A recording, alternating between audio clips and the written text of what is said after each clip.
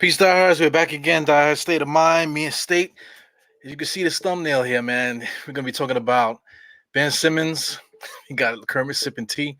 There's a lot to talk about with that. A couple other things too, man. So without further ado, Dianix Podcast. Let's go.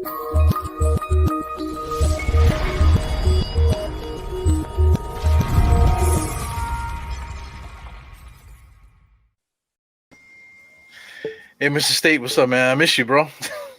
Yo, what's up, bro? It felt like we ain't do a live stream in like 3 weeks.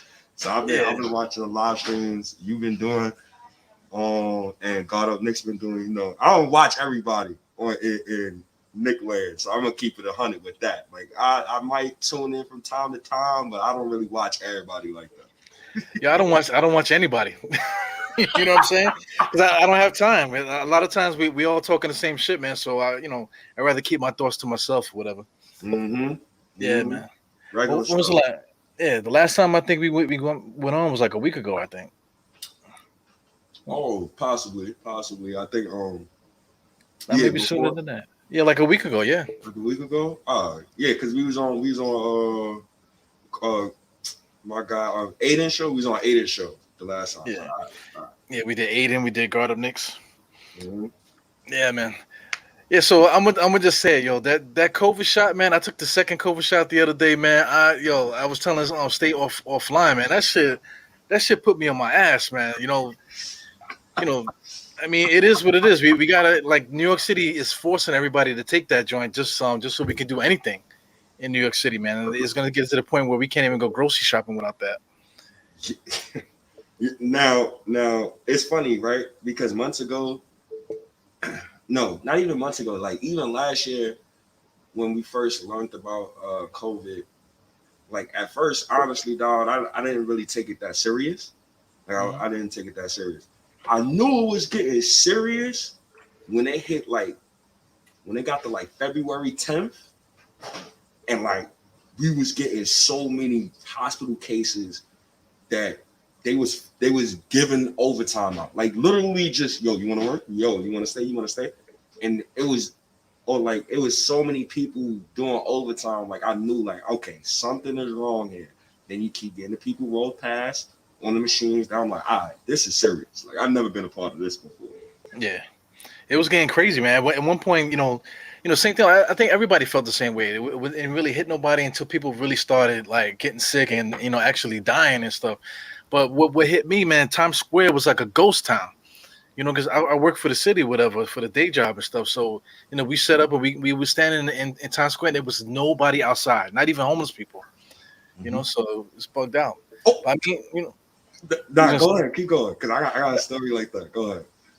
Well, I was going to segue into the whole Knicks thing with the whole, mandates and stuff. So, like, shout outs to May 4th, man. That Nick Ewan, Kevin Taylor, Eric L. Booker, man. I am Jarrell, man. I appreciate all of y'all, man. Y'all hit early, so I appreciate y'all.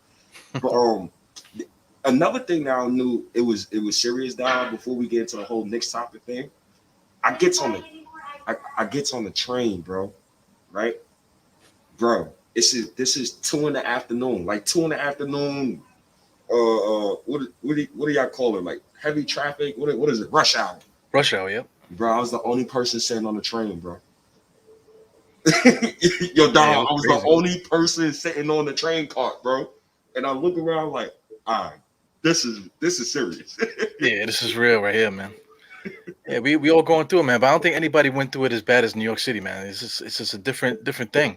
Because we always we used to be on top of each other, you know what I'm saying? So, for nobody to be around, that was just bugged out. Mm-hmm. Yeah. I guess you could segue that to what we was about to get into, the first topic. I guess you could segue it. What you want to get into, the Ben Simmons stuff or the Let's keep it on the COVID subject to the what Shams and these guys have put out today. I think that's important, really, honestly. Yeah, no doubt.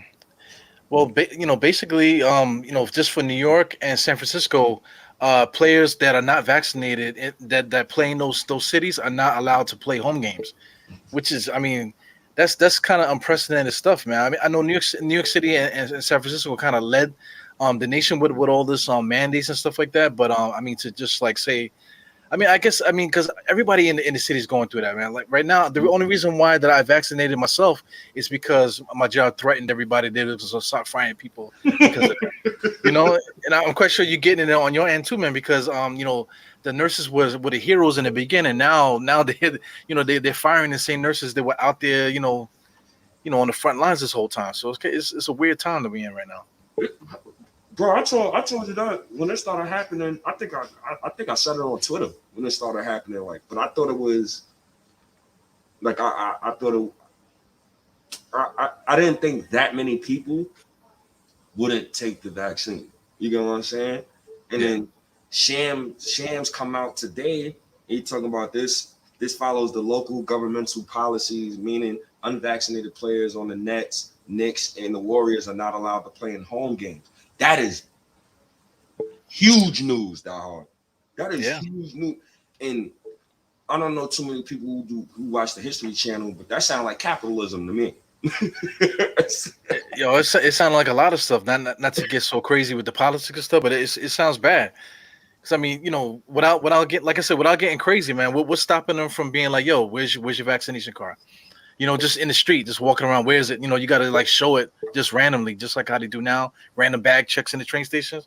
What's Mhm. stopping them from doing the random, vaccine checks? It's kind of, it's kind of crazy, man. I really don't agree with it, but I mean, when you're trying to feed your family and stuff, you got to make decisions. You don't know if you're gonna regret it now or later, but it is what it is, man. Listen, man, I didn't want to take the vaccine either, dog.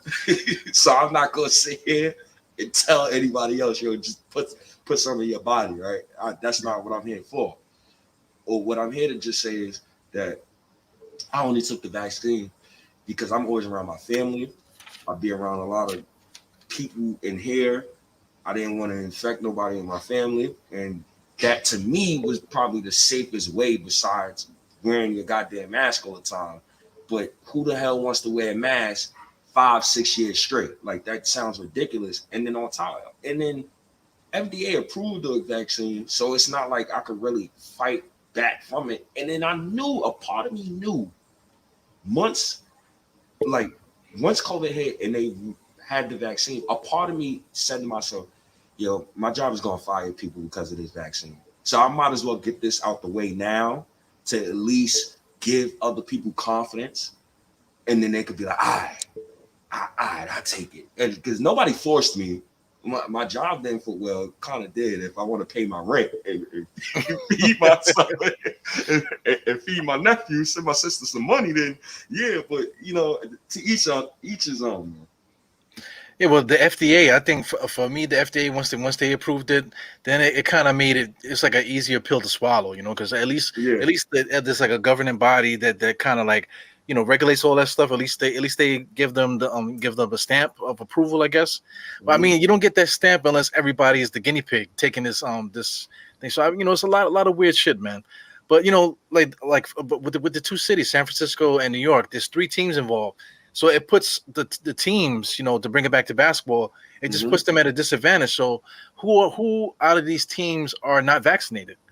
Because according to the NBA Player Association, they said it's like 90% of the league is vaccinated. So do we have any players on our team that's not vaccinated? And, it's crazy, bro, when you ask that question, dog.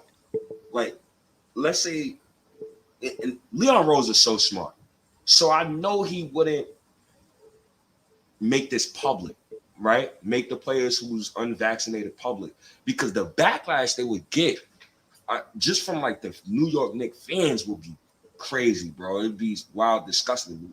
Everybody got their own beliefs, so I'm not gonna like sit here and be like, "Yo, man, he's stupid, he's stupid, he's stupid." That's not me.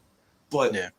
I think it's a good thing that they would keep it private and don't make it public because I really don't want these players to get backlash like that. But it's tough. Like it's a fine line, dog. It's a fine line that they walking through. Well, check. Jay from Florida just said if LeBron was vaccinated, I don't think he is. I'm not sure. You're just guessing. But let's say if a guy at that caliber was like, nah, I'm not doing it. But he plays for Brooklyn, the Knicks, or San Francisco. What do you do? Let's say like Curry and these guys. Let's say if one of the big stars is not vaccinated and they refuse to do it, then Oof. what do you do then? Because it puts the team at a disadvantage. This is like unprecedented stuff that we're talking about. Yeah, and it's funny. Shout outs to Jay from Florida. That's my yo. Shout outs to you, bro. You always support. So salute to you, bro. But that's funny that Jay brought it up. So is Julius Randle vaccinated? Right? Because he's the best player on the team at the moment. Well, I think we could both agree on that. How would people look at him if he wasn't vaccinated? Now I'm gonna assume that he is. We don't know if he's not, but I'm assuming he is. Only because, you know, his kids, his wife, he be with his trainers a lot. And, he look like the type of guy that wants to lead. He's a hell of a leader, by the way, better than Carmelo Anthony ever was. So I'm gonna get that out the way. But he looks like a guy who wants people to follow him, to lead. He wants to lead. So I feel like he got the vaccination. Braun, on the other hand, is a good one. Because now it's like, and just what you just said, dog. If Steph Curry or LeBron, one of these dudes come out and it's public that they did not get the vaccine, that's going to be a big thing. And then, Jay, so let me piggyback off of this. Curry is very religious. Guarantee you, he ain't neither. Now we're putting religion into this. So, dog, let me ask you this question. Is Kyrie Irving vaccinated? Yo, that's the number one guy. I was, as soon as you finished talking, that's the first guy I was going to mention. Because the Earth is flat and all this other bullshit that he likes to talk, man. That could be a problem. That could be a problem. But not for nothing. Everybody's entitled to their beliefs and whatever. But if it's something that you don't want to do, then it's possible you could walk away from the game. At the moment, if this is not something that you go for. Just to use it as an example, these guys are broadcasters now. But Al Leiter and I think with somebody else from that's associated with the Mets The broadcasting MLB team. network. Yeah, the MLB network. They refused to get the vaccine, so they quit. You do have the option to do that, man. So it kind of opens up a can of worms and stuff. But like I said, it's only 3 teams, so it just puts these 3 teams at a disadvantage. Should this type of thing come to the head here? Man, I know it's crazy. And shout outs to that Nick Ewing already shoveling dirt on Melo. Bro, I'm a Carmelo fan. Melo is one of the reasons why I'm a die-hard Knicks fan. I'll take a bullet for the Knicks right now. Julius Randle is a better leader than Carmelo Anthony ever was. Yeah, I'll piggyback on that too, man. The problem with Melo, right? Everyone says, "Oh, but nobody talks bad about Melo." Melo does this, and they say he does that. Or buying guys watches and paying for dinner and shit like that. That's just that's a good teammate. But when it comes to the basketball court and playing the game, Carmelo Anthony used to break plays. He don't want to pass. He's standing on the side with the ball for 7 minutes. For 7 seconds in the shot clock. You know what I'm saying? That's all bad basketball stuff. And also too, this is coming from an NBA legend, Chauncey Billups. Never bit his tongue about anything. When you ask him a question, he give you an answer. He said that basically that Melo, if Melo had like 20 and we won the game, he would be pissed. But if he had 30 or 40 and they lost, he would be happy. So that's the kind of guy that he was. You know what I'm saying? He wasn't really like a team guy. He really was just kind of like, all right, I'm gonna do the best that I can to help the team win. Now, if I didn't have the big game, then I feel like I didn't do my part. So that was like that's what he. Like he's one of the greatest scorers ever played against. So he is the best option every single time you cross the timeline. But when you're playing team sports, you can't really get it. I think he gets it now, in his older age. But at the time when he was in his prime, he didn't get it. So let me just be a little objective here to defend Carmelo Anthony, right? I'm gonna be honest with you, dog. I don't give a damn about what Chauncey Billups got to say. Yeah. I really don't care because when Carmelo Anthony best point guard in New York was Jason Kidd when he was 38 years old. So I don't really care about what Chauncey Billups got to say, right? When Melo was in the Western Conference, he got to the Western Conference Finals. RIP Kobe being Bryant, but he ran into a Hall of Fame bona fide top 10, top 5 NBA player of all time to some people. So I can't put all of that on Melo. I'm just the leadership part. Like I could look at a guy and tell when he's a good leader and he's not a good leader. Melo is not a good leader. That's why a person watching the Knicks, you beg the Knicks to get Chris Paul. And that still is mind-boggling to me to this day why we didn't amnesty Amari Stoudemire. But that's a conversation for another day, man. Well, I mean, they did that, and then they ended up getting Tyson Chandler. So the Knicks that's just like the slippery slope that we talk about, man. All the stupid moves the Knicks made. Mm-hmm. But just Carmelo Anthony. Even though he was in a really stacked Western Conference, but he did have a lot of talent too, man. So he should have been able to at least get to the Western Conference Finals. Be perennial like title contenders at that time, because he even had Iverson towards the end of his career. Iverson was averaging still like 20 something at the time. Kenyon Martin, Marcus Camby, he had all these different guys, man. They should have did better. Definitely should have did better. So, damn, it's crazy how we veering off the subject a little bit. We're gonna get back to the COVID topic, but I just gotta defend Melo here real quick. Diehard. In the Western Conference, right? Oh, oh my God. Let's go to 2008. In the Western Conference, you mean to tell me, Diehard, and these is Hall of Famers. You got KG in the West, Dirk Nowitzki, Duncan, Ginobili, Kobe. Like, what the hell did you want Carmelo? What did you want Carmelo Anthony to do at that time? What could he do? He couldn't do nothing. Well, that's not really the question. It's about him being a leader. Is he a leader amongst his team? Not necessarily the competition that's in the West. Just about him being a leader within his team. I don't think he ever was a leader. The leaders were always, Andre Miller, maybe even some of the other guys, the lower level guys. They were more leaders than what Melo was. Yeah. Yeah, and I can't disagree with that. I can't. Yeah. Melo is not, and he never has been a better leader than Julius Randle. We just gonna have to just state the facts. And just for Julius Randle too, the reason why I agree with that is that just look at the way we played. Julius Randle galvanized his team. Just the way that he worked hard, and then you can see him during timeouts. He's there, getting the guys together. They always talking, all that stuff is you can say, people say they automatically gonna say it's Tom Thibodeau, but I mean on the court, Tom Thibodeau's not playing his game. It's Julius Randle and those guys. So he was the one initially that was getting the guys together. People are gonna say Derrick Rose and stuff like that. It takes a whole team, of good players to add to that leadership.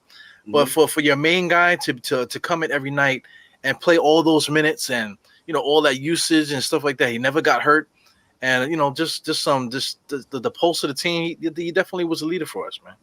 So right, it's different kind of leaders, right? Now to defend, it's crazy how we get into this topic, but it's the chat, dog. It's not even me. I want to I see them, man. They say I'm taking a whiz on Melo. It doesn't just because I say he wasn't a leader doesn't mean I'm saying he was a bad player. That's what always annoys me about with the internet and stuff like that. It's like even like, yo, talk about this freaking Kanye West album, bro. I think that shit is trash, man. It is Kanye West album. I'm a Kanye West fan. Yeah, I'm a Kanye West fan too. Like from his earlier stuff and everything up to now, he's had bad albums. Everybody's entitled to that. I can even go to Nas. I was on Sims front stoop, and I just listening to the way guys are talking about Nas. Nas is not perfect. He had a lot of bad albums too. You know, but that doesn't mean that Nas is still not one of the greatest rappers out there. You know, it doesn't mean that Kanye's not still one of the greatest, you know, artists that ever lived. But this particular album, 2021, is noise in my ear, rattling in my ears, like you know. It just didn't it just don't resonate with me. It doesn't sound good to me. So please put this comment that the Nick Ewan just put up. Now, I love what he just did. Now he set himself up, right? So this is another thing that I hate about a lot of things on the internet, dog. I'm not a good fan. I'm a fair thinker. If you can't say Randall, excuse me for cursing, but if you can't say he played ass in the playoffs, we can't have a real discussion because you're not being realistic. I gotta kill that man for what he played in the playoffs. But at the end of the day, I always say, right, Julius Randle, if you want me to give him the pass, I'll give him the pass. Ain't a problem. I ain't giving Tibbs no damn pass. I don't care what nobody, that 63-year-old man. See, I don't want to switch the subject again, but that 63-year-old man let Nasty Nate coach circles around him in the playoffs. So I don't care about that. Randall deserved to get destroyed during the playoffs. He's a great player. Love him. He took a discount, so I'm not here to slander Randall. But what you're not going to do is not state the facts. That's what you're not going to do. Yeah, you can love the Knicks as much as you want, but if we got to ass beat, we got to ass beat. Tom Thibodeau, Coach of the Year, I coached in the playoffs, man. So you got to say it for what it is, you know. No, that's a fact. Speaking of the ass thing, you're always saying ass, man. So like, and then now you got the scrubs and stuff on. So I'm gonna start calling you proctologist or whatever, man. You're the Knicks proctologist. See, you know that stems from my bro Jag from college. He went to Herkimer upstate. It's near I think it's near SUNY Mohawk Valley or it's near SUNY Oneonta. One of them joints. Mm-hmm. He used to say, "Man, that player's some ass." So it just stuck with you? Yeah, it just stuck with me. Yeah. Well, since we're on that subject, I got to hand sanitize myself, man. Oh man, he said he pulled out the hand sanitizer, man. Oh, I had to get the air freshener too, man. Shit. but back to the whole. I know we went off topic real quick, but back to the whole like the COVID thing and getting the vaccine and stuff. You know, I just felt like it's gonna affect a lot of things, right? So let's bring it back real quick, right? You said what players on the Knicks don't have the vaccine? So those players can't play in home games at all, right? We're gonna know who doesn't have the vaccine by who doesn't play home games, right? So I'm just, what do you think? How do you think the fans is gonna treat that said player when it becomes public that they're not vaccinated and they're not playing in the home game that they paid $200, $300 to go watch? I mean, you could just see it every time it comes up, even in your families and stuff like that. It comes up with your friends and stuff like that. It's always a hard right, hard left. You know, not so many people are blurred in there, but they either have a really strong opinion about it, negatively or positively.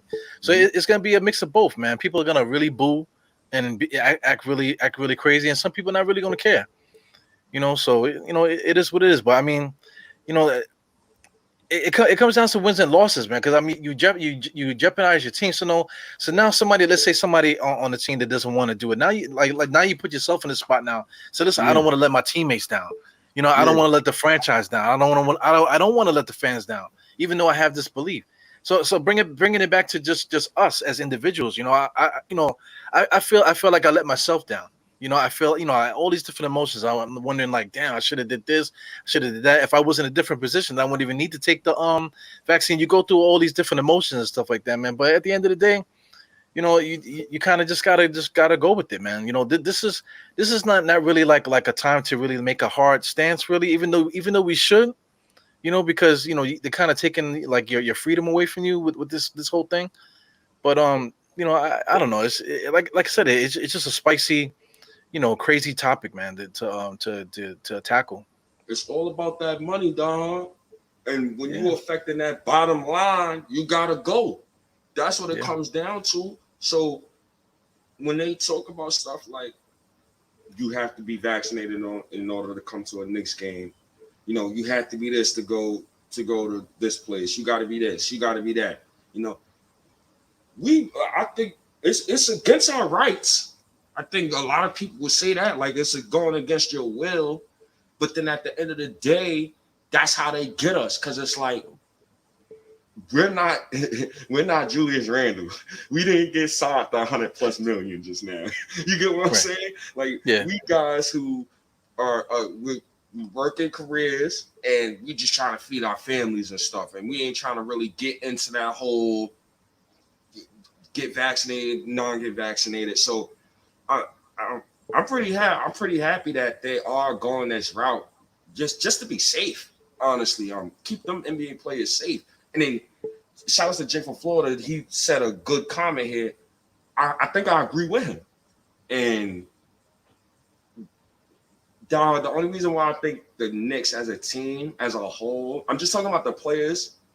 I think all of them are vaccinated. I think one of the first people on the team to get the vaccination was Julius Randle. That's just for me. I didn't read no tweets, no outside tweet, but that's what leaders do. When you want people to follow you, you jump ahead of the ball game and you do certain stuff. So, man, it's nice to see, man. It's nice to see that they're trying to take this COVID thing by the hands and strangle it. But at the same time, it's kind of tough because it's like, sounds a little bit like communism. But I don't really want to dig too deep into that whole government thing. Like I'm good on that. We had 4 years of that. Like I'm good on that. Yeah, it's a funny topic, man. Yeah, are you gonna try to make it out to the home opener this year? Or what, man? Yes. The date. And I remember you have a whole email and y'all sent me and I read the email. So I gotta get that date. When is the home opener again for the Knicks? I believe the 20th. The Knicks play the 20th, if I'm not mistaken. We play Boston on the 20th. So you said Boston on the 20th? Yeah. I'll be there. I'm off work that day. That's a Wednesday, correct? Yep. That's a Wednesday. Yes, sir. I will be there, sir. I will Well, definitely be there. to throw it out there, Sim already has already did the whole sign up for like the to put deposits down and stuff like that. So I believe there might be like 15 to maybe like about 15 people already have tickets already, but putting the deposits. So Sim, I think he has like 11 more tickets to sell. So he'll put a post out later, official post with prices and stuff like that. But it's a good package. It's gonna be it's not gonna be a suite. It's gonna be regular seats. The price of the last time that I chatted with him, I said it's going to be about 170, and a couple other perks too. That he's going to do something before the game. A couple things inside the arena also. So basically, all your favorite content creators that usually do that stuff, like you say, shout out to Anthony Donahue, Knicks Omni fan, a couple other people that do it too. They're all basically going to have the same package. So it depends on who you want to roll with. So it doesn't matter if you roll with us. I'll be with Sim. But everybody else that's out there that's listening, just get out there, man, because it was fun. 2 years ago when we went, every Knicks fan, every Knicks fan that was out there at the time, there wasn't so many content creators, but now there's a million of us now, man. So it'll be fun, man. So if everybody can get out there, that'll be a good time. Definitely will be there, bro. How can I miss Kemba Walker first game in the Garden? You kidding me? Yeah, I don't know. 118th and 5th, Kemba? Oh man, that's gonna be a special night, man. I'm definitely gonna be there. I'm definitely gonna send that money for that package next paycheck. So that's like around the 15th, September 15th. Yeah. So Yeah. I'll definitely be there. Yeah, I didn't mean to step on Sim's toes, man, but Sim should be making a post pretty soon. He gotta get the link set and all that stuff, man. So as soon as he does it, he's gonna make an official video on his channel and all that other stuff, and everybody will be able to get down with it. Mm-hmm. Yeah. But I think back to the convo at hand, for people who just tuned in, we was talking about like being a leader in the COVID vaccine and what if Knicks players took the vaccine, and we was talking about Leon Rose and how I believe that Leon Rose is not going to make it public, make no Knicks player come out public about them not getting the vaccine or getting the vaccine. I think it's going to be unknown, and it needs to stay that way because we don't need no flack from the media. You know, New York media they'll eat you alive. You see what the Mets players is doing. You see they go like this to their own fans, and I'm looking at the Mets players like them saying goddamn fans is paying $200 to watch you perform, and you stinking up the joint. Yeah, I don't like that, man. Embiid came out and said something bugged out too about fans need to cheer and all that boring stuff. Listen, man, y'all got to play the game. So don't blur that line. Don't tell us what to do. You know what I'm saying? Like it comes down to the money. Like you said, the money for the tickets and this, that, and the other. You know, so like if you have money, you feel like you can say anything that you want to, but don't get it twisted too, man. We're not your pawns. You know, we're not here. We're idol worshiping you. You know, this is a Knicks podcast. This is not an idol worship podcast. You know what I'm saying? So you know, a lot of these players, they don't get it. I mean, you know, some players, I want to say like say like a Stephon Marbury or something like that. Those guys are real. He's still a diehard Knicks fan to this day, so he gets it. You know, so he would never like chastise fans for booing and stuff like that. But some of these players out here, I don't know what's up with them, man.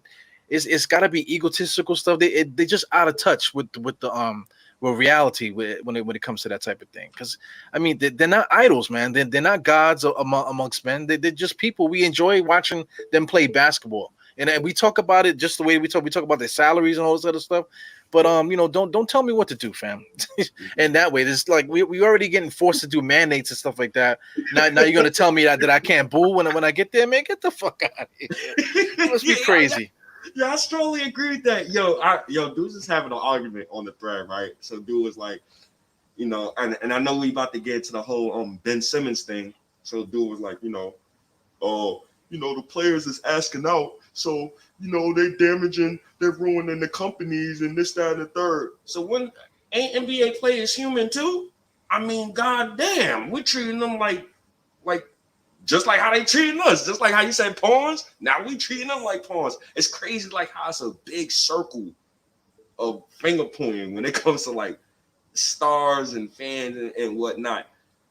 But you know, to be objective, and I guess we could tie this whole thing in together now, right? Is look how the fans treat Ben Simmons, bro. Like bro. Did you see that Philly fan? I forgot who posted. I think Savvy posted in the chat there. But I'm gonna see if I can find it while we're talking here. But this Philly fan was like, "Yo, man, fuck Ben Simmons. If he's on my team, he was going crazy." I'm gonna see if I can find it. Oh, I know exactly the video you're talking about too. Yeah. And don't get me wrong, you know, us Knicks fans have gone through it all, right? We haven't been to the playoffs. We've been to the playoffs 4 times in the past 21 years, right? God damn.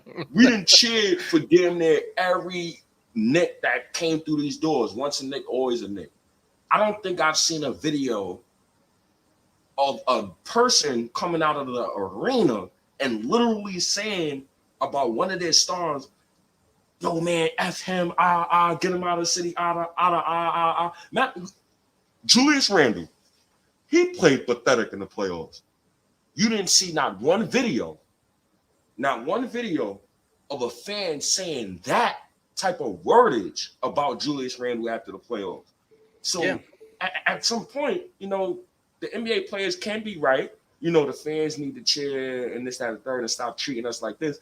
But on the other side of the coin, it's like, dude, you getting paid millions. I work 9 to 5. I'm spending $300 on my rent money to come see you, and you don't even want to perform. Come on, dude. So it's tough, yo. Yeah, but that's the difference between Philly and New York. You know, New York, we said fuck Trae Young, you know, because he's on the opposite team. But Philly's like, yo, fuck you. You know what I'm saying? I got it queued up here, man. So it's kind of ignorant, but you can hear it already, man. Oh my god. let me get it from the beginning. He was going crazy, man. But I feel him. Ben Simmons, you fucking crumb bum. Get Ben Simmons the fuck out of my city. Out of my film. Get the fuck out of here. You fucking bum! 5 point? Kevin Herter outscored you? Who the fuck is Kevin Herter? Oh my Yo, god. man, listen. If Ben Simmons on his team next year, it's gonna be a fucking problem.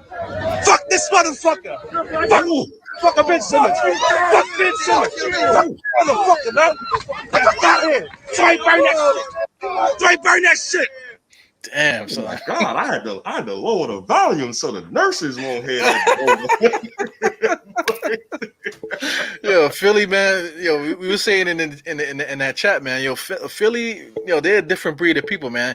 Now, you could be talking about anything. You could be talking about breakfast, like bacon and eggs and stuff like that. And it can get to the point where you feel like you need to throw hands over eggs and bacon, fam. You know. Bro, and this is just me to Philly, right? Philly, like y'all spoiled. Y'all spoiled. And this is why I say that, dog. They had Allen Iverson. Allen Iverson was like God to me growing up, bro. Tattoos, braids. He didn't care about what David Stern was talking about. He was saying anything he wanted at press conferences. He was like a god, MVP caliber player. If Iverson was on the Knicks, won MVP, scoring champ a couple years, 10-time All-Star, do you know the level he would be at right now? He doesn't even need a ring, but the way people view him, he's like a god. Now Philly had him, then you had you got the process. And you was able to draft another MVP caliber player in Joel Embiid, and you had Ben Simmons. So y'all been spoiled. Yeah, they had Dr. J. They had Dr. J, Moses Malone, and they had Charles Barkley too. Charles Barkley actually played the last year that Dr. J was on the team. So they had their share of good players. They even had Wilt Chamberlain. Well, I think that was like San Francisco. But just for the franchise, they had a lot of players over there, man. But Philly's is different, man. I see, this is Jarrell. He said he lived right outside of Philly. I got family in Philly, man. So yeah, I know what it's all about. It's the energy is always like that. The people they don't, even though like I forgot what you said. You said something in the beginning. You got to watch it. You know what I'm saying. If a Philly fan, see you in the streets, that they're just gonna freaking like stole on you, man. They're different kind of people over there. It's pressure, man. Pressure, but. Let's not get it confused though. New York is the hardest place to play. Like I think being a New York Knicks is probably the hardest spot in sports. Yeah, like professional sports. Yeah, because the Knicks haven't won a championship in over 50 years. That's the first thing, right? The second thing, the media is so tough. Now I'm gonna give you an example. You got the Mets players crying, and this is why people love Derek Jeter. Derek Jeter, I read an article where Derek Jeter said, "Well, if I was the fans, I would boo me too." You know what that sounds like? A goddamn leader. That sounds like a person who understands what comes with being a superstar in the New York City area. This is why I love RJ Barrett. This is why I love that kid, man. Because poker game face. And he's going to play hard every night. It takes a certain type of dude to play in New York, man. I'm still surprised. And before we deep dive into the whole Philly subject, Julius Randle, right? He was so bad last season, but there was Knicks fans still defending him. Like people were still defending him. There's Philly fans who've been watching Ben Simmons for years. And they say, he's pathetic, he trash, trade him, this, that, and the third. There was people fighting with me diehard to not trade Randle after the season he had last season. So that's how you know the fan bases for these two teams is totally different, bro. Yeah. Totally different. But if I could compare Ben Simmons to Kristaps, as soon as Kristaps said he didn't want to be on the team, be like, "Fuck you, bro." See whatever. So I think that's kind of like the same energy, between Philly and New York. Philly with the verbiage and the energy, the crazy energy. I don't think Knicks fans would have been like that. Well, New Yorkers is just like, you just dead. You dead to me. You know what I'm saying? Go do what you're gonna do. I don't think Ben Simmons could I don't think he could recover if he did that in New York. Just for the simple fact, like you said, with the media and stuff like that, the media would have been going crazy if he was talking about, oh, I don't want to even go back there, and he's not answering text messages, all that petty shit. You know, I just don't think that Ben Simmons could ever come back from something like that if he was on the Knicks, and that would have destroyed the Knicks franchise too. And let's go even further, right? So now, you know, Ben Simmons, he's in trade talks. I guess we could talk about that a little bit, but before we get into that, like if we would trade for Ben Simmons or not, you know, it's blame to go around everywhere, dog. Yeah. Philly was behind the 8 ball once they fired Sam Hinkie. And I'm gonna go to my grave saying that if they would have kept Sam Hinkie, they would have won a chip already. So you fired a guy who started the culture, even though the culture was losing, but you fired Brett Brown, you fired and Adam Silver. This is on YouTube, brother. You got Sam Hinkie out of there. You bring Colangelo, whatever his name is, then Colangelo had secret Twitter accounts. He got caught for having burners, talking about his own team. This is the president now of your team. He gets caught with burners. He gets kicked out of the door. Then you bring in Elton Brand. Elton Brand, Diehard, he's one of the worst GMs I've ever seen. Yeah, he's a joke. He's Steve Mills-like. Like he, and that's scary that he's Steve Mills-like. And this ain't a bad roster. The Philly roster is not a bad roster. And I got one more thing, Diehard. And this is the main thing. If Julius Randle, I'm bringing him up because we view him as the best player on the team currently. If he was to ever say something like, you know, we had a wide open layup, but it only turned out to be 1 point, you know, and a missed free throw, and I think that was the turning point of the game. That's Joel Embiid throwing Ben Simmons under the bus, and then he tweets a tweet earlier talking about, oh, I love playing with Ben Simmons. Man, go shove that up somebody else's ass. So you say, you know, that layup, you know, we didn't win the game. That was a turning point. And then Doc Rivers. Now, if Tibbs was to ever say, if they was to ask Tibbs, is RJ Barrett a championship caliber starting shooting guard? And Tibbs say, I don't know. Yeah, I kind of feel bad for them, man. That's like a crazy situation. That's Doc Rivers. Doc Rivers always shoots from the hip. Always tells you, you know, what he's feeling at the time. Whatever. He's always hard, and he said something like that, man. It's if that was here, you know, none of us could survive it. You know, none of us fans, nothing. We couldn't survive it, bro. Trade the whole team. Fire the president. Honestly, that situation is so delicate because if you trade Ben Simmons, matter of fact, let me shoot this to you then. You think Joel Embiid is it? I think we both believe he's a championship caliber player. Yes, but do you think bigs, particularly Joel Embiid, can be a leader of a championship team? Can Philly win a championship with him as their guy? Well, I always have a problem with having like your enforcer as your leading scorer and stuff like that, because who protects the enforcer? You know what I'm saying? Embiid is their toughest guy on the whole roster. I had the roster up just now. There's nobody tougher than Embiid, and he's the one that's getting attacked all the time. And who has his back? There's nobody on that team that has his back. So that I don't like. But you know, to put it back on the Philadelphia's you know, team or whatever, the leadership, they needed to have been building around him. Ben Simmons is not the guy to put next to Embiid. You know, Tobias Harris is one thing, this and the other, but they should have been traded Ben Simmons. If Embiid is the guy, 30-point a game scorer and this, that, and the other, you need to figure out a way to protect him, number one. You know, and number two, put pieces around him that's really gonna do something. And so, like, having a point guard that's as tall as he is, and he's like he choked. He was afraid to score. He was missing. He was blowing late, like passing off layups and all kind of stuff. And he can't shoot. So so a poster player inside is gonna be looking to throw the ball back out.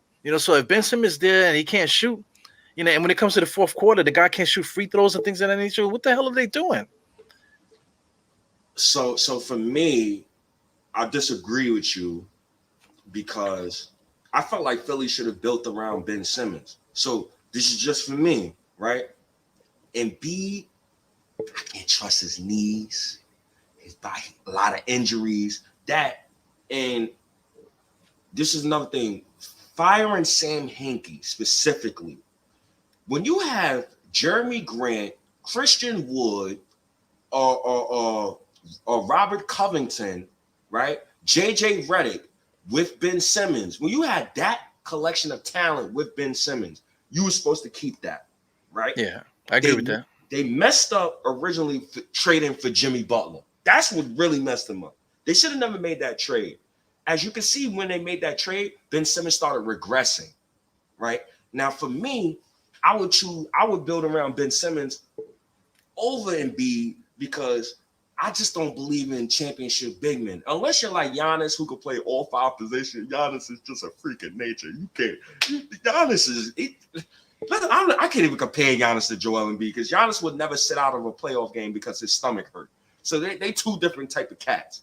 But for me, I would build around Ben Simmons before I build around Embiid. I would trade Embiid, like literally trade him. But Ben Simmons, he's not. The fans don't love him no more. And then once that happened, it's like it trickles down. So you're looking on Twitter, you see Philly fans dissing Ben Simmons like he's some bum, destroying that man. I'm like, God damn, I wish the Knicks did have a guy who made first team all defense, who since he was in his second year in the league, he made 3 straight all-star teams. He made 2 all defensive teams. I don't know, bro. That's why it's so important for us to be winning. It comes back to that. Like it's important for the Knicks to win because this could be RJ Barrett. Down the line, this could be like it could get to the point so bad where we're not building and we're not trying to win. It could get to the point where RJ Barrett is going to be crying or whatever, or Julius Randle. It could cause that rift within our team if we're not trying to win. So I mean, I agree with you with the whole Ben Simmons thing. Like they needed to make a decision on who they want to run with. If they wanted to run with Embiid, they should have got rid of Ben Simmons. But if Ben Simmons was the guy, they should have got rid of Embiid because it's 2 different styles. That's why they're in the position they are now because Ben Simmons is now stuck playing a style of basketball that's not really helping his game, and Embiid is doing the same thing. It's like they're playing 2 different games. So that's on management for not just doing a better job of building up the roster. If I can add what you was mentioning with Giannis, they built the roster around him. They had their trials and tribulations with different players and stuff, but they went and got Drew Holiday was like the last piece they needed. But other guys, they had the Lopez brothers there. They went and got PJ Tucker. These are guys that are gonna protect Giannis. Giannis is not the one fighting anymore. Usually it was just him by himself. Now you got other guys fighting. Imagine if PJ Tucker wasn't there to fight Durant. Then it would be Giannis fighting Durant, and Giannis already conceded to Durant that Durant is better than him. So he already got him in his back pocket. So the Bucks did a good job, even getting Bobby Portis, and Middleton is there. All these different players are guys that are put perfectly around Giannis. Giannis can do what he does, and all the other guys can fit into their role and do what they do, and they all protect Giannis, and it works perfectly. So that's where Philly went wrong with all of this. Yeah, man. But for me, I think Ben Simmons and Embiid is a good pairing. I think the other pieces around those two specifically is the issue with the roster. I think they're a good pairing for me. And I forgot who somebody put up a good comment. Oh, right here. Shout outs to my guy Greenhouse. Philly peaked with Jimmy Butler. Now, Greenhouse, just for you, Philly was supposed to win the chip that year. That year they were supposed to win the chip. That Kawhi Leonard shot, and I was watching it at work, and I even said, "Oh, yeah, that was an all-timer right there." Yeah, that just pulled all the air right out the balloon, man. That shot. It was so bad at that point. That's when they should have made a decision there to okay, listen, we need to make wholesale changes here. Yes. And then that's what it because they went downhill from there. They went downhill from there. They basically let Jimmy Butler go for nothing. They didn't really replace it, and then they really like, you know. I'm looking at the roster. The roster's good. I mean, Seth Curry, they got lucky with him playing the way he's been playing. Danny Green is a bum. I can't stand him, but I mean, he still kind of does whatever he does. Tobias Harris is playing a little bit above his head too. The roster's not necessarily that good, man. They got a lot of young guys, a lot of injuries they had. But I mean, like you said, that Jimmy Butler thing. As soon as that Jimmy Butler ever happened, they was all downhill from there. Like, I'm gonna put it like this: James Dolan. This is why I look. A little part of me, I love James Dolan. A little part of me, I love James Dolan. If he had Embiid, Simmons, Jimmy Butler, and Tobias Harris on this roster, you think he'll give a shit about some luxury tax, bro? You think we'll be having a conversation about luxury tax? That's the thing. They should go at that point. You're a title contender. You need to just let it rain. Make it rain. Whatever needs to happen. Get whatever you need to get and just go hard for it. Listen, I'm under the mindset. I always say this, like, I'm on RJ Barrett's timeline. I'm not on nobody else's timeline on this roster. I'm not Randall, not Tibbs, not none of these guys. I'm on RJ Barrett's timeline. Jason Tatum is 23. He still is not viewed as a championship number one option. He might be. I think he can be. That's just for me personally, because he's a guy, I will give him the damn ball to close the game for me at any time. I will give him the ball. But he's only 23. It took Giannis 8 years to get to this point. So just for me being realistic, I just feel like we're not going to be at that point until it's about 2025. So when I look at 2025, I look at the length that Leon Rose signed all of these contracts, and I look at Julius Randle contract, right? He signed for 4 years. He has a player option for 2025. Do you know how many NBA superstars is free agents in 2025, bro? Yeah, I get it. But at this, you're talking about RJ Barrett's timeline. So I mean, we're also talking about rookie extensions and things of that nature too. Yes. So I mean, you put the nail right on the head with the way our contracts are situated. We're situated in such a way that we are on RJ's timeline. It's not even like a guess. It's like blatantly. We sign guys to these 2+1 contracts. Julius Randle is a free agent at one of the best free agents classes coming up. So the Knicks are forward thinking at the same time, trying to win for the moment too. So all that is important, man. The Knicks are putting on a clinic, and I feel like it's not said enough and all these different outlets and stuff out there. It needs to put some respect on Leon Rose and everybody that they're doing it. They're doing a great job. We're winning now. Whatever, our contracts are all beautiful. That we can keep this thing rotating. And like I said, you put the nail on the head. We're looking forward to 2024, even though we're building it for now. That is an incredible organization, and we can say that without capping, And don't get me wrong, like Evan Fournier, they ain't gonna scare nobody, right? Like Kemba Walker, no knees, it really ain't gonna scare nobody, right? But at the end of the day, we're building towards something. We can identify who the young core is now. We're not having conversations about, yo, Diehard, man, I need this young guy to play because he needs some minutes, or I need this guy to. We're not having those discussions no more. We can identify who's the young core, who's the vets, who's the best guy on the roster, who could get better. And it's fun.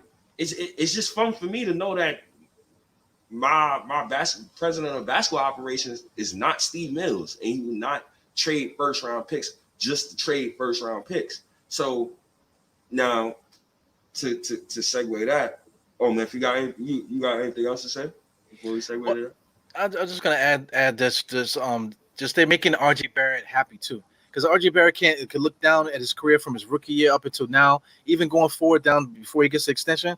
He can never say that the Knicks didn't try to or cater to him. You know, KP was saying that they weren't catering to him. That's why he wanted out. RJ would never get to that point, even though RJ is not that guy. But just for the attention that to detail that this organization is giving this particular player, you know, when it comes down to the money time, when he gets that money, everything is just going to be beautiful. We're not going to have the same situation that Philly's having, you know, or the same, like you said, Steve Mills. We're not going to be on that Steve Mills bullshit. You know, it's all positive vibes at this point, man. It's like I said, it's, you know, it's everything to be happy about, man. And you know, it's crazy how Philly fans are so damn spoiled. The Knicks haven't, and this for everybody in the chat, the Knicks haven't re-signed a rookie that they drafted since Charlie Ward. That's 1994. Philly re-signed both of the Evergreen. Evergreen, you're a great fan. I love fans like you. You're a good fan. You stay a good fan, Evergreen. Evergreen has an opinion. He's a great fan. The Knicks haven't re-signed the rookie since 1994, Charlie Ward. You had me saying bonehead garbage like, let's re-sign Frank for 4 years, $40 million. Right? I had you say that? No.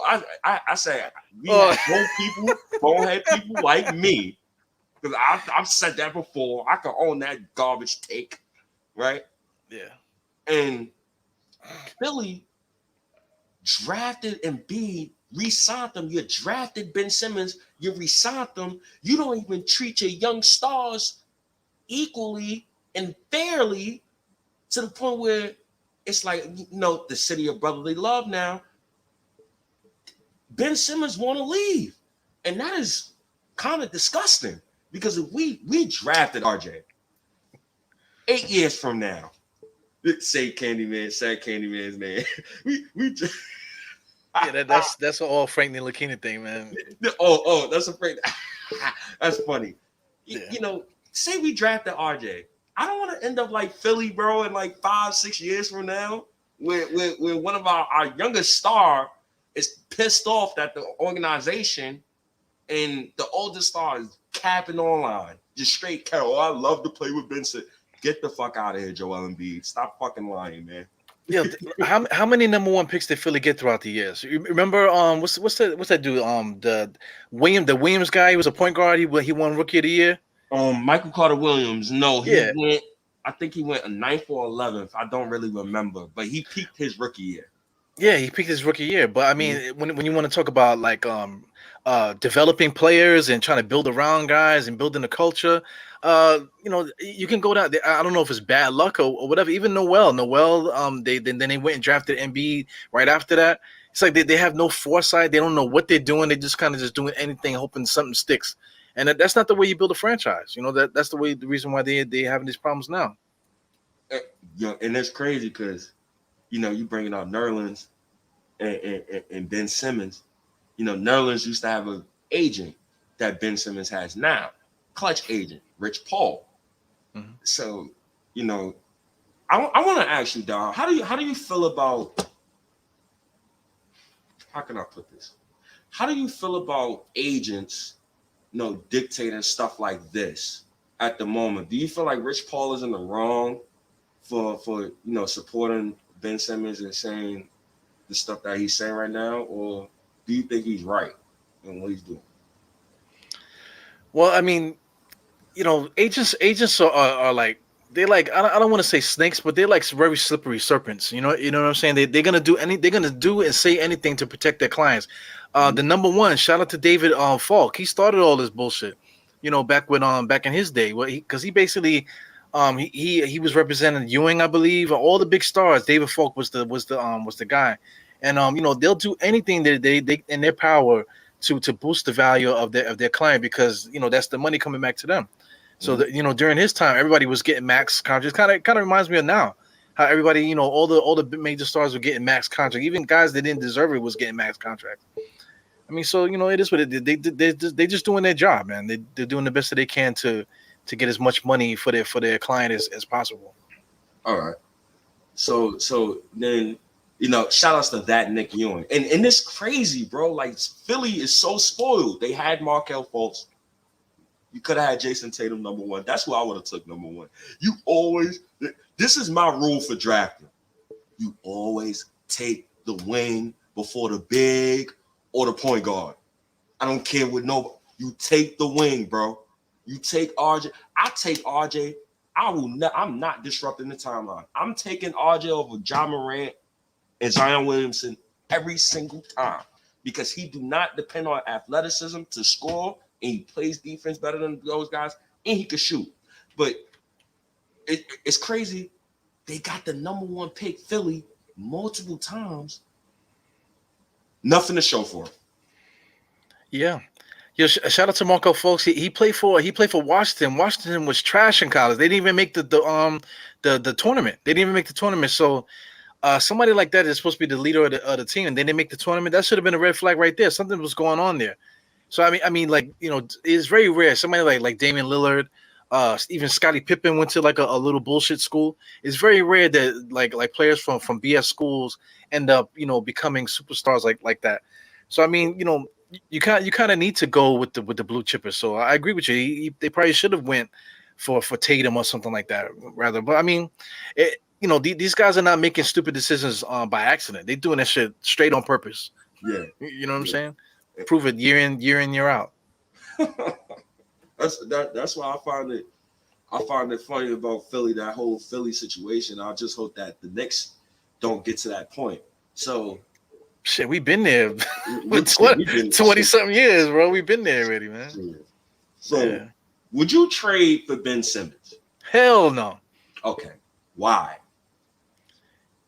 For our current roster, he doesn't do nothing for us. Like who will we trade Philly? Because Philly could take players from us and they'll be fine. But what are we giving up that's worth taking Ben Simmons that's gonna make us better? That's what I'm thinking about it. Because I mean, if we bring Ben, let's say, I mean, we're talking about salaries and things of that nature, right? So are you trading Julius Randle? Are you trading Rand? Or are you trading RJ? Who are you trading? Because Philly got to get something back from you. It can't just be on draft picks. That's not how it works. You got to do salary for salary. You know what I'm saying? So, who are we giving that's worth just only getting back Ben Simmons? And it's a tough situation. Now, I'm not giving up Barrett. I'm not giving up Randall. So now it comes down to what do Philly want to do? And this is why I said to you a couple of minutes ago, or if I didn't say it, if I'm Philly, I'm trading both Ben Simmons and I'm trading Joel Embiid. Because it comes down to this, honestly. What do you want a trade package for Ben Simmons? Because you're not getting equal value. No. You're not going to get equal value at all. So if you're not going to get equal value, then what's left of the roster after you got Embiid there? So you want to trade Ben Simmons for Kuminga, Andrew Wiggins, a couple of first-round picks. That ain't enough to beat no goddamn Brooklyn Nets. And I hate the New Jersey Nets. Excuse me, I called them Brooklyn. That's a disrespect to Brooklyn. The New Jersey Nets. They ain't beating the New Jersey Nets. So then it's like, if you trade Ben Simmons, you're behind the 8 ball. Yeah, what are you doing at that point? That was a problem with the Knicks. The Knicks got after '99. We probably should have did something about that. We probably should have broke it down and tried to reinvent ourselves a little bit. But we kept Ewing way too long. We kind of disrespected Ewing too. We traded him for like garbage. And that just that is what set us down the path of destruction. But signing Allen Houston and stuff like that, these are mistakes that we made that set us back for 20. Up until this point. So Philly is in a spot now. They got Embiid where he's just at his peak right now. You know what I'm saying? Ben Simmons is going through his problems, stuff like that. Right now is a perfect time to hit just throw everybody out the window. Everybody out the window. You know what I'm saying? Just restart this motherfucker and then, go back to drafting terribly like you've been doing the last few years. So, and Sam Hinkie is an excellent drafter, by the way. Shout outs to that Nick Ewing, y'all. I appreciate you. He's like the all-star today, man. That nigga. Yeah, he's bugging. We send quickly, albeit anyone, but RJ Randall. Now that Nick Ewing, you're not sending Quickly and Obi to a team with Joel Embiid because Embiid gonna be like, I don't, what the hell is going on here? I want to win a championship. He can't win no goddamn championship with no Quickly and no Obi Toppin. This is why I tell Knicks fans, bro, real quick. This is why I tell Knicks fans, we're still 2 years away from being 2 years away. Well, I mean, it's salary too. You got to trade. You got to be able to trade salaries. Yes. So Obi and Quickly is not. It doesn't match Ben Simmons' salary. Nope. You know, you got to think of it that way too. You know. And it's like the perimeter defense will be amazing. By the way, it would be amazing. Like you try to make this trade. You got RJ. You got Ben Simmons. You know, Julius Randle, he has his moments, but the man, because he can stand up, he'll fight on defense. Now that Thibodeau is here, he's going to fight on defense. He even had to fight for his life on defense because who was scoring on that team with Ben Simmons after we done traded half our offense? But, you know, it'd be a nice perimeter defensive team. It'd be a nice team. The problem, though, is just the makeup. I don't think our roster makeup right now is suited for a guy like Ben Simmons. I want the ball in RJ's hands. I want the ball in Julius Randle's hands. I want the ball in Kemba Walker's hands. I want the ball in Derrick Rose's hands. Pause, but it's not enough balls to go around. It's that simple, man.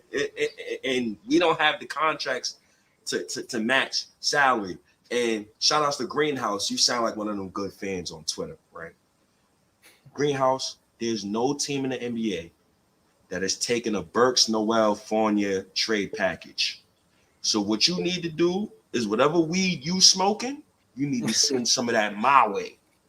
Yo, I mean, his name is Greenhouse, so I'm quite sure this motherfucker smokes a lot of weed. He's funny too, man. He's a funny dude in the comments.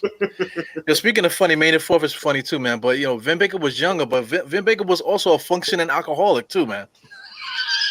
You know, when he got to the Knicks, it's not like he was an all-star. He literally was like about to be selling his ass for a bottle of freaking Wild Irish Rose or whatever the hell he was drinking. Man, that whole Philadelphia situation, it's mad funny. But I'm with Ben Simmons on this one. I am not with Philadelphia on that one as far as the organization is concerned. Just like what I said before, when your head coach say he doesn't know if you're a championship point guard, that's a slap in your goddamn face. And it's time to go. If Thibodeau was to ever say, I don't know if RJ Barrett is a championship shooting guard, RJ Barrett is gonna want to fucking leave. Yeah, and that's disrespectful. Yeah, I don't want to be a part of that. Well, Doc Rivers and Tom Thibodeau, they're from the same school. They're from the same old school, whatever. So, Pat Riley, all these different guys. Whenever something was going on, they'll throw a subliminal message out there. You know, so for him, for them to ask him that question, he knows the question, but he gave that answer back because he know the reaction that was going to happen. He don't want Ben Simmons on the team, probably. You know what I'm saying? Yeah, Pat Riley used to do the same thing. He used to say little smart shit, to the media just to get and then that would start the firestorm to get this guy out of here. I don't want him on my team. I want to see if we can get something else for him. So that could be in play too. But Ben Simmons is within his right to do all this stuff, and he probably for somebody to sign, he just signed a contract. So this is the leverage that he has. Listen, I'm not going to show up. So if you don't trade me, I'm not going to play. So you got to do what you got to do for your own career, bro. Seeing coaches like Doc Rivers makes me love Tom Thibodeau, and I still hate Tom Thibodeau at this moment. Tom Thibodeau would never, ever, ever, ever say something like that. If Tom Thibodeau could lie good for Frank Ntilikina, dog, he lied. He was lying real good, right? He was like, yeah, we could use it in situations for defense. Like he knew what to say. He was massaging the fans, though. He knew what to say. But Tom Thibodeau would never throw one of his players under the bus like that. So when players talk about Tom Thibodeau go to bat for his players. He's screaming at refs for his players. That's the one that I will give Tom Thibodeau. He looked like a guy who's not a player's coach, but he looked like one of those people don't judge a book by its cover. He look like he got some hands on him too, man. Yeah. If I'm hanging out, I want Tom Thibodeau sitting right next to me, man. If something pop off, that big motherfucker. He gonna be throwing the mitts, man. You already know that shit already. Oh man. And I knew Doc Rivers was overrated years ago, man. He lost me some money, man. He lost me money when the Clippers was up 3-1 on the Rockets, man. And I remember that he lost me $100 off that bet, man. So I do not like Doc Rivers. Matter of fact, Doc Rivers been losing 3-1 leads. And I don't know if a lot of you know this, but he lost a 3-1 lead with Tracy McGrady. Yeah, Orlando. I know you know, but a lot of people don't know that. And I think he got the record for most 3-1 leads lost in NBA history. Yeah, you gotta talk about it, man. Again, when he coached Boston, they only won one championship. You would think when we talk about their history, you would think they won like 3 or 4 championships. The way they talk about it, but they won one chip because things came together at the right time. But when it came down to making decisions, to game managing and shit like that, and putting your team in a position where the franchise knows where to give you your help, he's just not that guy. Doc Rivers, totally overrated, man. Overrated. I can't deal with the whole Doc Rivers thing, man. Just watching the whole Philly situation and how Ben Simmons went out. I guess we both agree like we wouldn't trade for Ben Simmons. He's not a fit for the Knicks. No, just money wise, it doesn't work. It really doesn't work. All right. So we both agree that the Ben Simmons trade is not a good trade for the Knicks. But at the same time, we got to look at guys like R.J. Barrett. And you gotta thank God that we got the management that we have now, because I do not want to be in that position where it's like fans is choosing between players. I hate that. That's the one thing I'll give to you and others when y'all talked about Frank Ntilikina fans specifically. Y'all hated the fact that Frank fans used to pin other NBA players that's on the Knicks and used to put versus each other. So I'll give you that. Yeah, I don't like the infight, man. I mean, Frank, the numbers. I mean, like the guy was in the league for X amount of years, man. The numbers show. It's not like that they were like purposely making him not play well. Like the numbers are proof. And then look right now, not one team signed him. We're like weeks away from training camp. He's not signed to any NBA roster right now. So what does that say? What's the name? Everybody's favorite point guard, Elfrid Payton, is signed to the Phoenix Suns. They went to the Western Conference Finals, and the first free agent pickup was they said, let me get Elfrid Payton over here. That's what they said. I mean, that's life for you, man. Sports is a deadly job, man. They will eat you up, spit you out, man, with the quickness. You see what happened to homeboy who said that racial slur during the bubble. Homeboy that was on Portland. He said that racial. We're not going to repeat that, but if you know, like how we know, that man, you haven't heard his name since. And it was Myers Leonard. I'm just gonna say it was Myers Leonard. And if you're an NBA fan, you know what he did, you know what he said. But you see where he's at. You don't hear about him anymore. Where is he? He's like poof. He's like gone. Never to be seen again, man. Mm-hmm. So if the NBA don't want you a part of their league, they'll find a way to get you out of there. They will find a way. So those guys who's on the Knicks right now, man, just put everything we just talked about in perspective. Like I love this group that we have together, like this collection of players that we have together. It doesn't seem like the COVID vaccine thing is a problem with our Knicks players. Just thank God that it's not. And I'm interested to see moving forward, man. Come on, man. Yo, that nigga, he's on fire tonight. Yeah, he's like the MVP of the podcast today. He's on fire, man. But, I'm just happy for our team right now. And I hope that all these players get vaccinated, man. I hope we don't have to go through that during the season. Because can you imagine, before we get out of here, like, can you imagine, Diehard? I guess we could talk about the top 10 shooting guards like next pod. All right? We can do that for another pod. But can you imagine a Knicks player not getting vaccinated and he didn't play in home games, bro, you know what Mark Berman and these dudes gonna do, bro. We're gonna have a podcast talk about why this player didn't play at a home game. Yo, the articles are already written already. It's already written. They already got the article written, and the editor's ready just to do little edits and send that shit right to press. They already got it already. Oh man, You already know. So it's tough, man. It's tough. I just hope we don't got to go through that, bro. I really hope we don't. Yeah. Well, they're gonna try to mask it though, because I mean, here's the thing too. Like in order to get the second vaccine, it's 3 weeks. You take the first one, then 3 weeks before you get the next one. You know what I'm saying? So it's the stuff like that. So when people got COVID last season, they didn't say they had COVID. They said, oh, they got to go through COVID protocols or whatever. They didn't say that he was sick or nothing like that. So they're probably gonna do the same thing. So like if they don't play, they're gonna say, oh, they're gonna be doing COVID protocols with XYZ player, whatever, man. But I mean, like I said, that with that 3 weeks thing, I think there's gonna be like a little time period, we'll see, man. We'll see. I'm just not looking forward to it if it is a situation like that where we got to deal with that media bullshit, man. Oh my god, bro. Yeah. It's gonna be bad. It's gonna be bad. That could be something that could really like hamper a locker room a little bit. Just last thing before I get out of here, like I know my guy that Nick Ewing was playing, but a part of the reason why Cam Newton was cut was because of that not getting vaccinated. A part of that was a part of the reason, because you can't count on him. When your starting quarterback of your team is out for a week, you can't even game plan next week. So that messes up your season and that messes up your bottom line. And at the end of the day, Cam Newton should be more responsible. You should want to take the vaccine.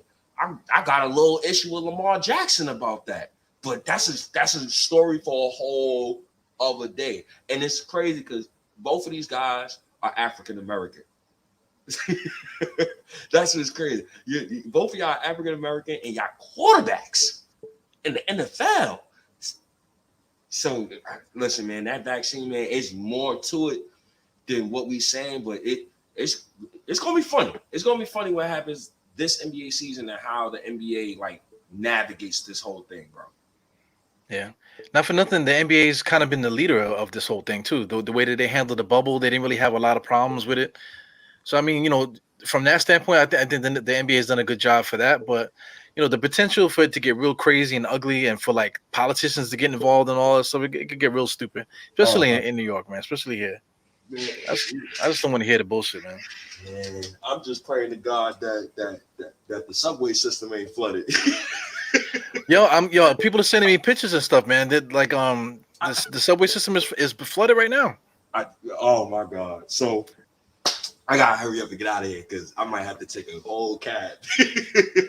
I'm quite sure the FDR is messed up too. Oh my goodness, please don't say that. Salute to you, man. Y'all know where to find us. Diehard, man, my guy Eru, man. I appreciate you having me on the show. This is Diehard State of Mind. I don't even remember what number this episode is. So this is episode 20. So this is the 20th episode. I appreciate everybody in the chat, man. Greenhouse, you're definitely right. I've been inside this whole time, so I'm about to go outside and see what the hell it really looks like. Yo, I'm looking at it right now. Somebody sent me a video on 28th Street, man. I don't know if anybody can see it. Look, water coming down the steps. You're gonna have to walk home, bro. Or get you a boat. Salute the Knick Nation, man. Yeah, man. Peace, y'all. Thanks for coming in again with Diehard State of Mind. Good stuff, man. As always, Mr. State. Yeah, next show though, we definitely gonna talk about the RJ Barrett and the whole top 10 shooting guard list. But I appreciate you too, man. Hero, man. Everybody, man. Appreciate y'all. Hadouken, Bodega Wi-Fi, J Firm, Iron Jarrell, Greenhouse, Nick for Life.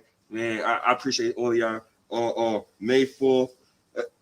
I appreciate y'all, man, for tuning in, man. When we first started this, I don't know about for you, Don, but when we first started this, OG, what's up, OG? How you, man? Excuse me, brother. I'm good. When we first started this, it was only like 2 people watching the show. Yeah. So I really appreciate all of y'all coming through, man. Honestly, but yeah, dog, let me get look. You hear the falls? Yeah. So Wash your hands, bro. Wash your hands, Mr. I Ass will. Man. All right, yo. All right, man. I'm out of here, fella. Yeah, peace, man. Yeah, before you guys get out of here, I just want to thank you too, man. You know, there's been times throughout this whole experience where I've been doing these podcasts that I've been sitting here talking to myself. So now we at like what 1,300 something subscribers now, man. So I appreciate you guys with all my heart, man. You know, I'm doing this for a reason to put my voice out there. It's something different. Meeting great people, man. Stays becoming one of my guys now. So it's good, man. Shout out to everybody. Like Stay said, Greenhouse, May the 4th, all you guys, man. It's been a great journey, man. We're not done yet, man. Season open is coming soon. Hope to see you guys at the opening day. But you know, like I always say on the podcast, 4 fingers to that forehead, tucking the thumb, salute. See you guys in the next one, man. Peace.